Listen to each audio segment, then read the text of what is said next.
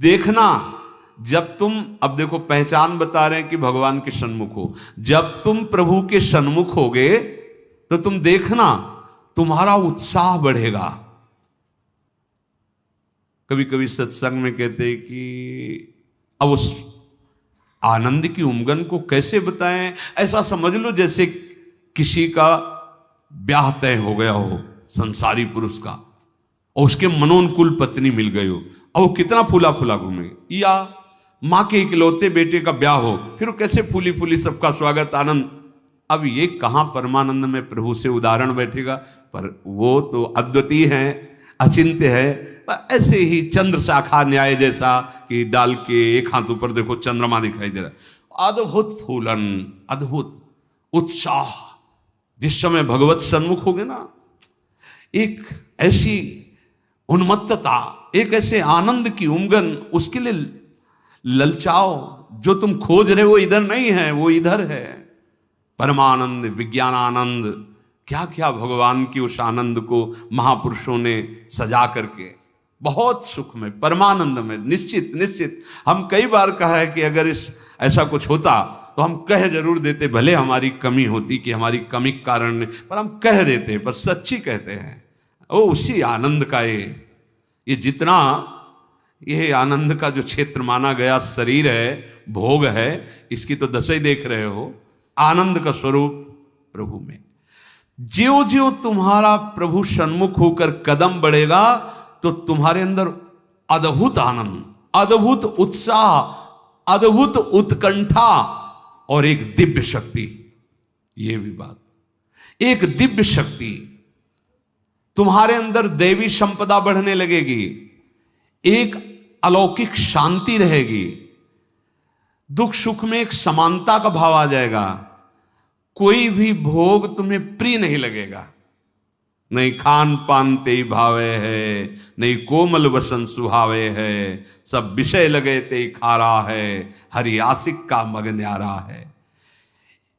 संत जन देखते ही ऐसे लगेंगे जैसे स्नेह संबंधी जन मिलते हैं। अच्छा अच्छा, ऐसे संतों को देखते ही मन नाच पड़ेगा, आज तो हो भाग्य भगवत सन्मुख का, आज तो हो भाग्य, हमें साधु समागम मिला, हमें संत जन मिले।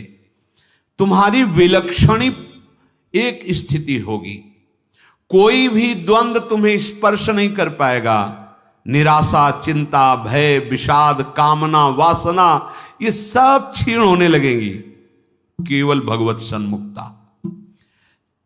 जब तक तुम भगवान की तरफ पीठ किए हो और संसार भोगों की तरफ मुख किए हो, तो तुम कुछ भी कर लो, तुम्हें सुख शांति मिलने वाली नहीं। जितना जितना तुम भोग संग्रह, धन वैभव एकत्रित करोगे, उतना ही अशांत और चिंतित और शोकित होते जाओगे। ये महापुरुषों की बात है, देख लो अपने हृदयों को। जितना तुम भोगों की तरफ बढ़ोगे, परिणाम में ये दोष तुम्हारे अंदर आएंगे। जैसे भगवत सन्मुखता, तो कैसे जाने भगवत सन्मुख है?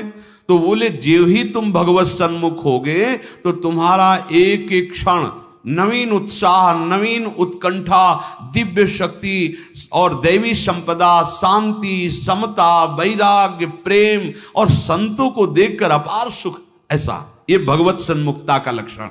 अब यहां बता रहे, चाहे जितना तुम धन वैभव भोग एकत्रित कर लो, भगवत विमुख हो, तुम्हें कभी सुख शांति नहीं मिल सकती। भगवत विमुख का लक्षण क्या है? भय, विषाद, चिंता, राग, द्वेष, वैर, अशांति, द्रोह, दंभ, पाखंड, परिग्रह, हिंसा, कामना, वासना, ममता, दुर्गुण, दुर्विचार, भयानक दुख, ये भगवत विमुख के लक्षण है। जो भगवत सन्मुख होता है, एक भी उनके हृदय में नहीं होते। ये जांचो जांचो, अंदर जांचो। भगवत विमुक्ता का लक्षण, मूल लक्षण भोगों में सुख है, इसी में सारे दोष बैठे हुए हैं। और जहां भगवत सन्मुख हुए, तहां तुम्हारा प्रतिपल नवीन उत्साह, नवीन उत्कंठा, दिव्य शक्ति, दैवी संपदा, शांति, समता, वैराग्य, प्रेम, समस्त द्वंद्वों से छूट करके एक अद्भुत आनंद और संत समागम जीवन बन जाएगा। देखो राधा बाबा पूर्ण महापुरुष हैं, कोई उनको जानना थोड़ी साधन साध्य के विषय में, पर आपको ध्यान होगा जब ऋषिकेश में उनके गांठों में बहुत दर्द वात रोग के कारण, तो वो अपने निजी जन से कह रहे थे भाई मुझे सत्संग में पहुंचा दो। वो सेवा करते करते शायद श्रमित हो गए होंगे या जो भी, तो उन्होंने बाबा की इस बात का सपोर्ट नहीं किया। बहुत बार कहने पर तो बाबा कहा कि आप ये जानते हो कि हम जा ही नहीं पाएंगे। उन्होंने कहा आप जा ही नहीं पाओगे क्योंकि आपकी गांठ, बोले ऐसा नहीं। फिर जो बाबा ने अंदर बात की, वो जो लिखा था कि भगवान श्री कृष्ण से प्रार्थना की कि प्रीतम मुझे इतनी सामर्थ्य केवल दे दो कि जहां से सत्संग सुनाई देता वहां तक मैं पहुंच जाऊं, और एक बांस डंडा उठाया और बाबा घसीटते हुए वहां गए। इस बात का बहुत प्रभाव पड़ा हृदय में कि इनको कोई साधन साध्य विषय अब जानकारी की आवश्यकता नहीं, पूर्ण महापुरुष हैं, संपूर्ण हैं, उनमें कोई भी, लेकिन ऐसे महापुरुष होते हुए सत्संग की इतनी प्रियता, वो देखो लिखा है साधु सम, एकदम आनंदित हो गए कि आज तो मुझे साधु समागम मिला। ये भगवत सन्मुख का लक्षण, विमुख का नहीं, भगवत सन्मुख का लक्षण।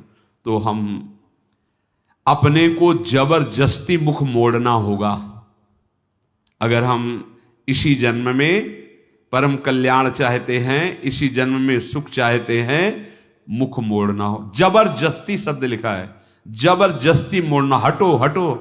जैसे ये ना कि अब जिस तुम कगार पे खड़े हो, भारी दरार पड़ गई है, जबरदस्ती हटो नहीं तो गिरने वाले हो, धारा में तुम बह जाओगे, डूब जाओगे।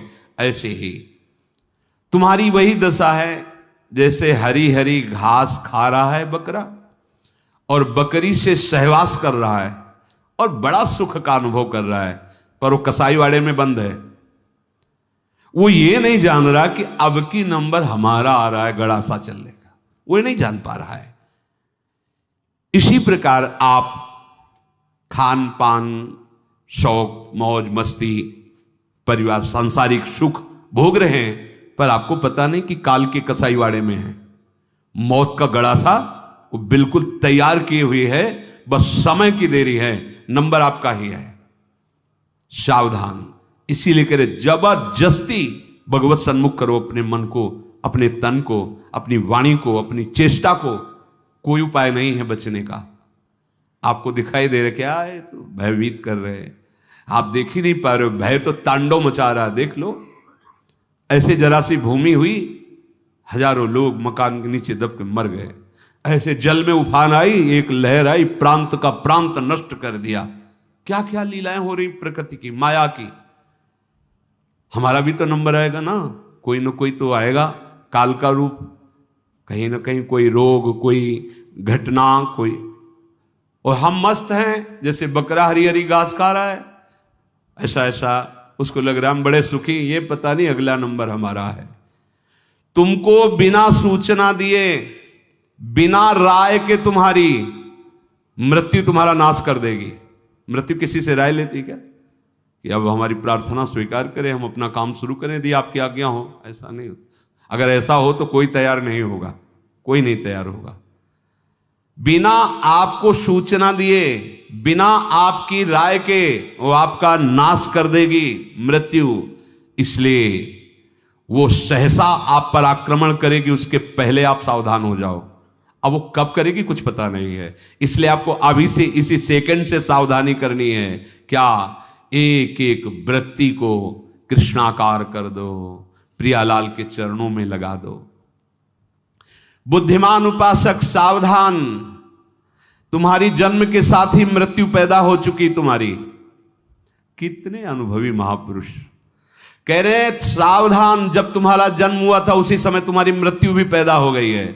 बस तुम्हारे साथ चल रही मृत्यु अवसर देख रही है, समय देख रही, जहां पूरा हुआ वो अपना काम कर देगी।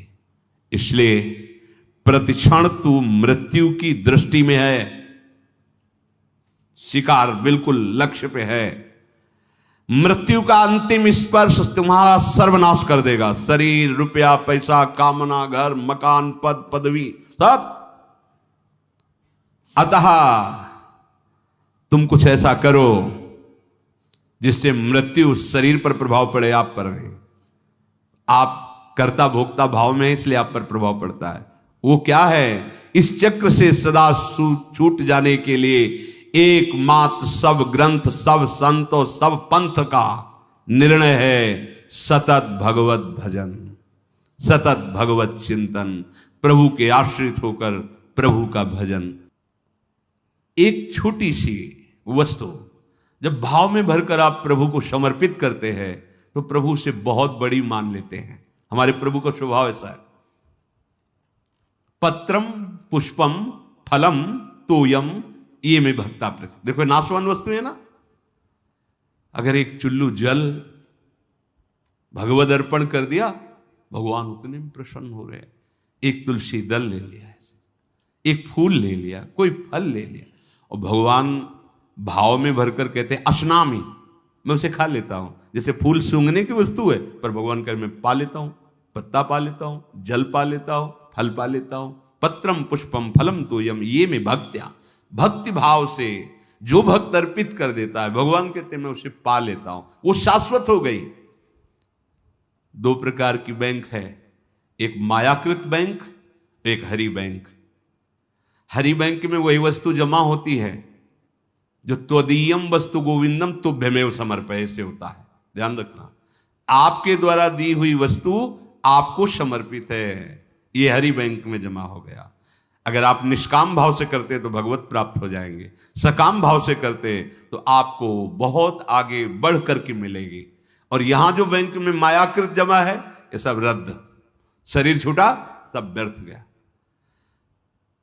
मानव जीवन का एक एक क्षण इतना कीमती है कि उसके बदले में फिर कुछ नहीं है कि हम ये दे करके समय खरीद ले। तो ऐसे समय को केवल केवल महामहिमा में भगवान नाम स्मृति में लगाओ। सब चेष्टाएं हो रही, नाम जप कर रहे हैं, आपका बैंक बैलेंस बढ़ रहा है। एक एक नाम, जैसे कोई भूखा व्यक्ति एक एक कवल पाता है तो तुष्टि पुष्टि क्षुधा निवृत्ति होती जाती है, ऐसे ही एक एक नाम संसार से वैराग्य, अपने स्वरूप का ज्ञान और भगवान के चरणों में प्रेम, ये तीनों होते चले जा रहे हैं। पर जैसे बहुत भूख लगी हो तो दो चार कवल में और भूख बढ़ती नजर आती है, तृप्ति का बोध नहीं होता। आधे पेट होने के बाद फिर स्वाद और तृप्ति का अनुभव होने लगता है। फिर पूरा जब पेट भर जाता है तो कहना क्या है। ऐसे ही अभी हम थोड़ा भजन करते तो और जलन बढ़ रही है। यद्यपि वो संसार से वैराग्य, स्वरूप का ज्ञान और भगवत चरणारविंद में प्रेम, ये प्रारंभ हो गया है एक एक नाम से। पर जब आप 24 घंटे में कम से कम 12 घंटे का ऐसा अभ्यास बने कि हम भगवत स्मरण परायण, तो आधा पेट मानो हुए, फिर आपको स्वाद मिलने लगेगा, अनर्थ की निवृत्ति होते ही आनंद का स्फुरण होने लगेगा। पर एक एक नाम व्यर्थ नहीं जा रहा, गिनो या ना गिनो। किसी को भ्रम रहता अगर माला से गिनेंगे नहीं तो व्यर्थ चला जाएगा। अरे भाई, गिनना तो आपके मन को लगाने के लिए है, नाम तो अविनाशी है। राधा राधा बोला, नहीं गिनोगे तो फल नहीं मिलेगा क्या? कुछ लोगों को भ्रम होता है अगर गिना नहीं तो फिर वो संख्या ऐसे ही चली जाएगी, लिखा जाएगा नहीं। अरे गिनना केवल मन को लगाने के लिए है, नाम महामहिमा है, गिनो या ना गिनो। अब प्रेमी जन गिनने में नहीं रहते। हाँ, प्रेमी जन तो श्वास प्रश्वास अपने प्रीतम के नाम का वर्तमान में स्वाद ले रहे, उसका और कोई फल नहीं चाहिए। ये जिह्वा पे राधा राधा चल रहा है, हमें सब कुछ मिल गया, बस यही चलता रहे, हम भूलूं ना। इतना स्वाद, इतनी महासुख की वृत्ति उदय होती है। सामने प्रियालाल हृदय आनंद की उफान में, जिह्वा पे नाम, अब उसे क्या चाहिए? जो क्षण चला गया वो लौटकर दोबारा तुम्हारे जीवन में नहीं आएगा, बहुत बड़ा घाटा। अगर खाली चला गया तो बहुत बड़ी हानि, बहुत बड़ा छिद्र, बहुत बड़ी दोष वृत्ति हो गई। जरा सा भगवत विस्मरण में अंतर, माया का प्रवेश। का हनुमंत विपति प्रभु सोई, जब तो सुमिरन भजन न होई।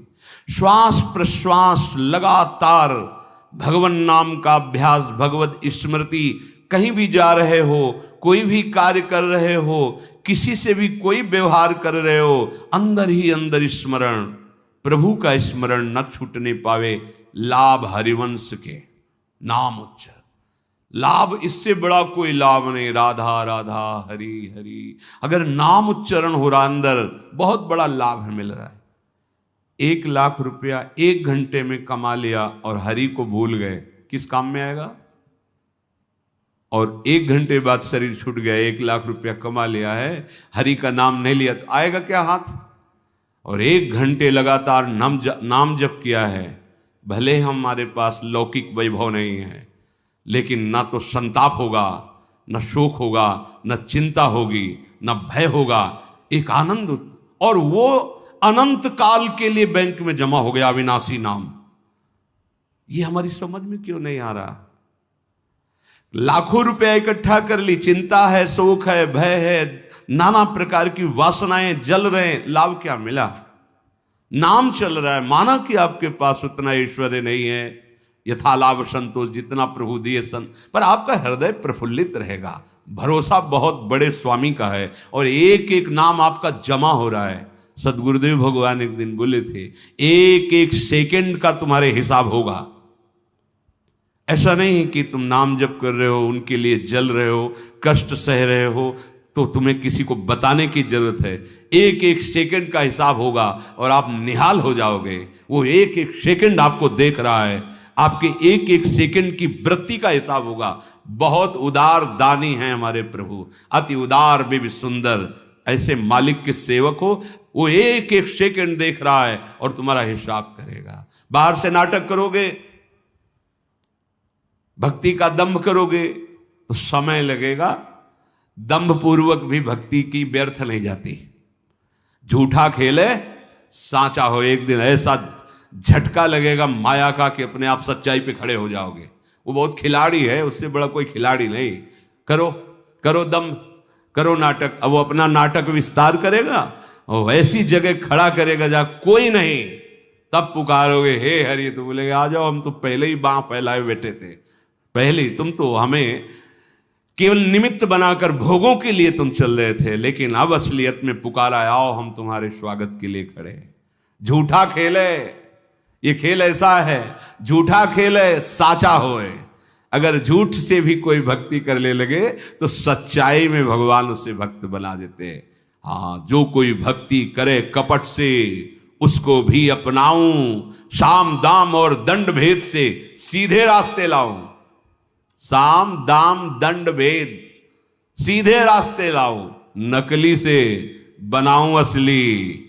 यही मेरे मन में छड़ी भगत मेरे मुकुट मणि। मैं हूं भक्तन को दास, भगत में आह। कितने कृपालु स्वामी है। एक राजा का सरोवर था बहुत बड़ा, तो उसमें वो अपने मन आह्लाद के लिए रंग बिरंगी मछलियां पाले हुए थे।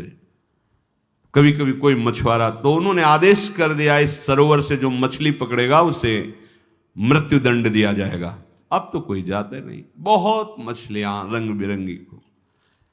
एक मछुआरा परिवार बड़ा भूखा था और कई दिनों से भी मुझसे मिला नहीं था शिकार। तो उसने देखा यहां कोई रखवाले तो रहते नहीं है, मृत्यु दंड का आदेश है, हम जल्दी से लिया भाग जाएंगे। और ढेर सारी मछलियां बड़ी बड़ी। वो गया, जाल फैलाया, मछली समेट ही रहा था कि राजसवारी दूर से घोड़ों की टाप धूल। देखा, अरे ये तो अब क्या करें, भागते हैं तो दिखाई देंगे, बंदी बना लिए जाएंगे क्योंकि वो घोड़े में है। उसको लगा कि साधु बन जाना अच्छा है, बहुत बढ़िया उपाय है। फौरन कपड़ा सा उतारे और रजली पूरे शरीर में पोतली, और वो तो साधु का बैठ गए, जाल उसी जल में छोड़ दिया, ऐसे छुपा दिया, शांत से बैठ गए। वो राजा निकल रहे थे तो देखा सरोवर पर कोई परमहंस बैठे, बोले हो भाग्य। दूर ही अपने सब राजशोभा को रोक दिया, सैनिकों को रोक दिया, नंगे पैर पाग उतार करके आए, साष्टांग दंडवत की। धीरे से हल्की आंख खोल, वो तो भयभीत है कि मृत्यु दंड मिलता, रत्न आदि सामने रखकर, पर वो आंख खोला नहीं। तो उसने समझा महाराज ध्यान में, विक्षेप नहीं पहुंचाना चाहिए, चुपचाप चला गया। जब घोड़ों की टाप दूर ऐसे जाते हुए वो चले गए तो आंख खोला तो देखा रत्नादि हीरे आदि। तो उसने विचार किया, कर्म तो मैं वो कर रहा था कि मुझे मृत्युदंड मिलता, लेकिन साधु वेश का सहारा लिया तो मुझ नीच अपराधी को राजा प्रणाम किया और ये रत्न रख के गया। ये जब मैं नकली भाव रखा तो ऐसा हुआ, यदि मैं असली में साधु बन जाऊं तो क्या होगा। अब मैं ना अपने घर जाऊंगा, ना आज के बाद कभी मछली मारूंगा, अब मैं सच्चा साधु बनूंगा। बना दिया। जो कोई भक्ति करे कपट से उसको भी अपनाओ, पर काहे को समय बर्बाद करोगे। आपको भगवान ने सत्संग दिया है तो आप सच्चे मार्ग के पथिक बनो। श्वास प्रश्वास तुम्हारी खाली न जाने पावे। जब तक तुम्हारा मुख भोगों की ओर है, मुख का तात्पर्य अंदर से है, अंतर ही अंतर, तुम सब साधन कर रहे हो लेकिन तुम्हारी विश्राम स्थिति मन मानता है भोग में। क्या खाने को मिलेगा, हाँ हर्षित हो गए। क्या भोगने को मिलेगा, हर्षित हो गए। मतलब आप अभी भोगों के सन्मुख हैं। अंतर की बात देखना।